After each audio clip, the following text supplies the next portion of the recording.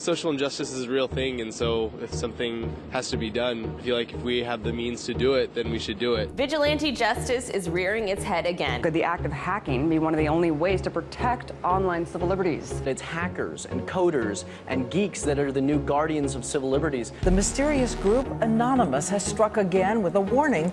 This is just the beginning. Anonymous recently staged protests in several cities, alleging, among other things, the church tears families apart. The city of Orlando is arresting people for feeding the homeless. Anonymous cyber hackers have taken up the cause, calling on people to boycott Orlando. The global activist hacker group Anonymous is taking credit for yet another infiltration, this morning all in the name of charity. This time their target is an intelligence think tank, potentially compromising thousands of high-profile clients from TV networks to the U.S. government. Receipts they posted show donations to the Red Cross and Save the Children Foundation, a modern-day Robin Hood. This morning, Steubenville, Ohio is under siege. How do you sleep at night? Angry protesters here in town and online are demanding justice for a 16-year-old teen who was allegedly sexually assaulted in August by two high school football stars. The fresh anger comes after this video was leaked by the internet activist group Anonymous. She's deader than a doornail. Another photo circulated by Anonymous purportedly shows two of the accused men carrying the alleged unconscious victim.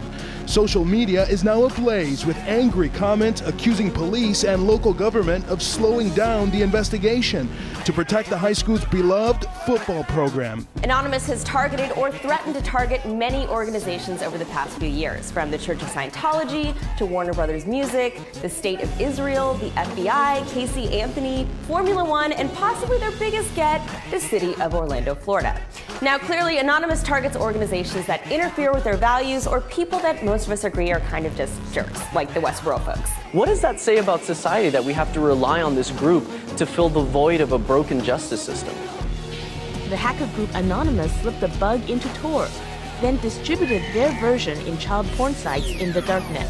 The bug software allowed Anonymous to reveal the IP addresses of the pedophiles to the police. The hacker group has released a series of internal emails requesting that the loan numbers be purposefully mismatched from the documents, encouraging foreclosures. There is a case of a girl in Nova Scotia named Ratea Parsons who very sadly committed suicide after she alleged sexual assault and these compromising photos. And the police took a year, investigated, said they weren't going to bring any charges.